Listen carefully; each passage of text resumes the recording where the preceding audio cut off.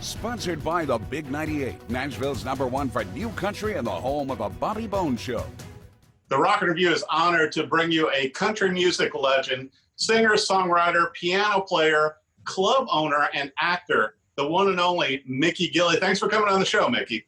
Hey, thanks for having me on the show. And I don't know about the songwriting bit, but I did write a few songs. They didn't do much. One of them made some money with, though, because it was turned out to be a Yoplait yogurt commercial. My first record I made back in 1957. Well, Awesome. and I was going to bring this up too, Mickey. Didn't Kenny Rogers play guitar on one of your songs too? In 1959, Kenny Rogers played the bass on a song called "Is It Wrong for Loving You," the old Warner Mac tune. Right. And my first chart record. My first chart record was "Is It Wrong for Loving You" in Houston, Texas, and it didn't get out of Houston, but it kept me working. So I'm indebted to my friend Kenny Rogers too. Well, and I got to bring this up, Mickey. Congratulations! I can't believe it is the 40th anniversary of Urban Cowboy.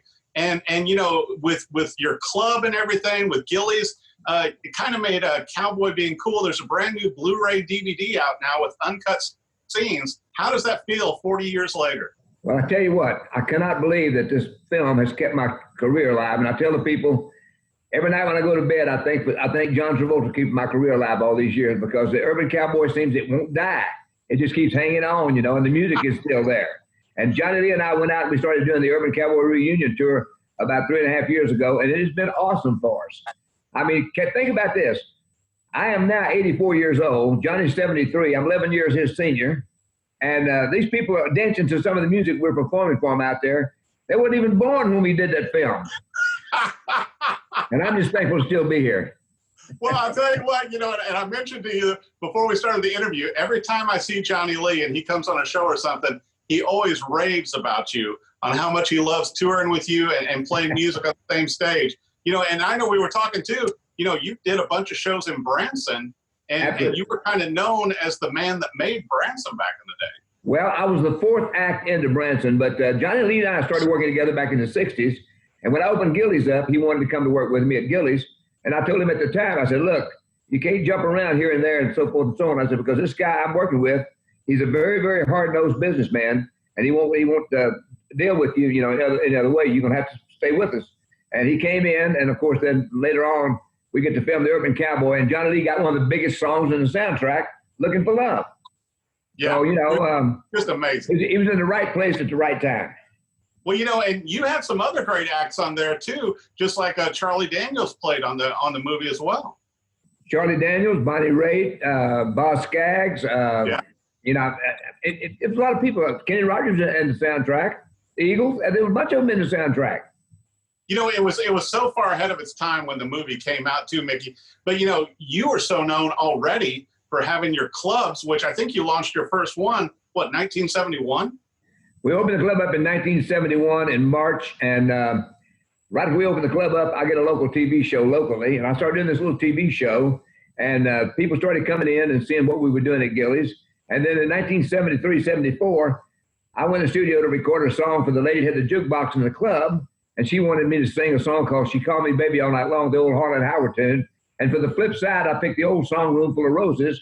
I grew up singing that with my two famous cousins, Jerry Lee Lewis and Reverend Swaggart. Lo and behold, the radio station flipped it over and started playing "Room Full of Roses," and bingo, had my first #1 chart record in the nation. 17 years it took me, but finally made it. Well, I gotta commend you too, Mickey, to where, with Gilley's, and it is so tied to country music. And, people would say, going to a country dance club or a honky tonk, I mean, you had the world's largest honky tonk, and everybody would just say Gilley's, and that's all you had to say. Yeah, our motto, we close, we doze, but we never close. Yeah, it was at one time you could not drive to the city of Houston or Pasadena in our area without seeing a Gilley bumper sticker on the car.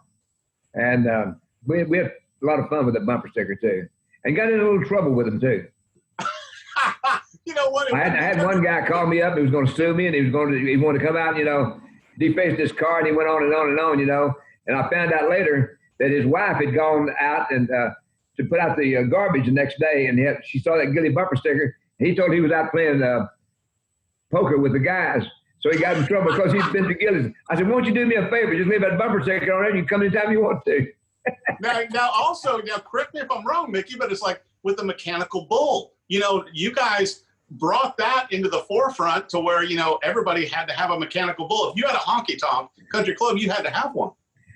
Well, I got to tell you the facts on the mechanical bull. That is a rodeo training device. And when my business partner put that thing in the club, I thought it was a big mistake. I don't mind telling you. I told him, I said, we're going to get some people hurt on this thing.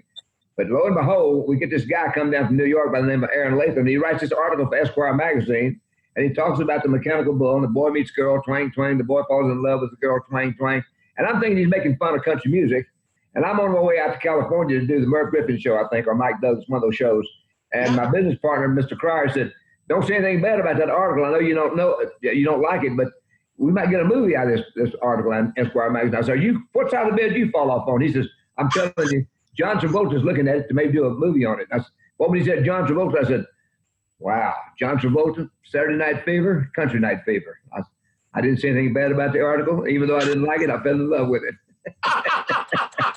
Well, I got to admit, back in the day, I had to cut some interviews and stuff sitting on a mechanical bull. And I'll tell you what, riding it's okay, but when they throw you, not so fun, Mickey.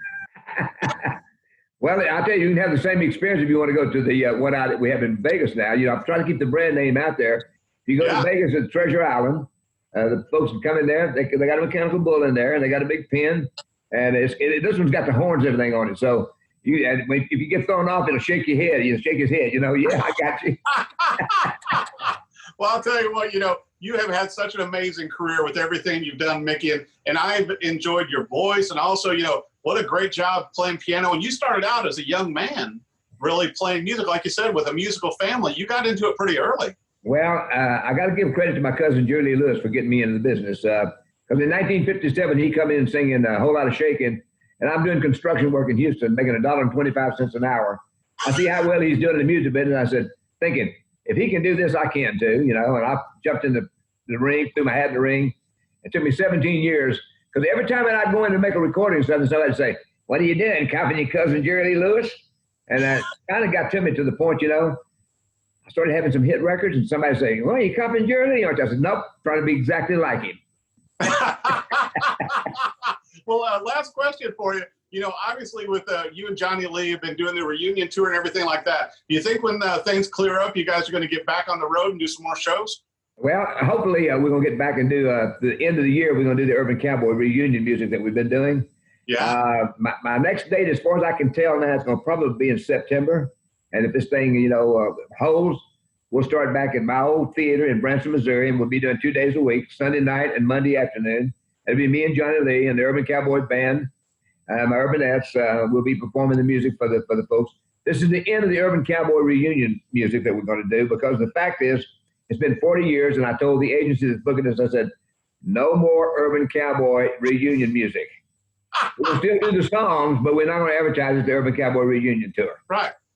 But but also, Mickey, you have brought the music from Urban Cowboy to a whole new generation. When you're playing these shows, you've got to see, little kids and young people coming along with their parents from when it first came out. Oh, absolutely. We played the Cochata in Louisiana, this big casino. They had this great big arena. It looked like it seats 7,000 to 8,000 people. And I walked in and I said, who y'all got booked here, George Strait or Garth Brooks? They said, Mickey Gilley and Johnny Lee, and you're sold out. I said, you got to be kidding.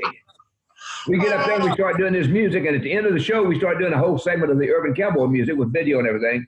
And all these young people are out there dancing. I turned to Johnny Lee and I said, do you realize that these people weren't even born when we did this film? And he looked at me and I said, I think they come in there to just see if we're still alive. Oh my gosh, still alive and doing incredible. Congratulations, 40th anniversary, Urban Cowboy, now available on Blu-ray and DVD. You got more concerts coming. You know what? I think you're as spry, as young as ever, ready to get back out on the road too, right, Mickey? I can't wait to get back out there. And like I said, I thank John Travolta every night for keeping my career alive. Thank you, John. Good man. Thank you for keeping the music and the movies alive. The one and only Mickey Gilley. Thanks for coming on the Rock Interview. Hey, thanks for having me on the show. God bless you. Sponsored by the Big 98, Nashville's #1 for new country and the home of a Bobby Bones Show.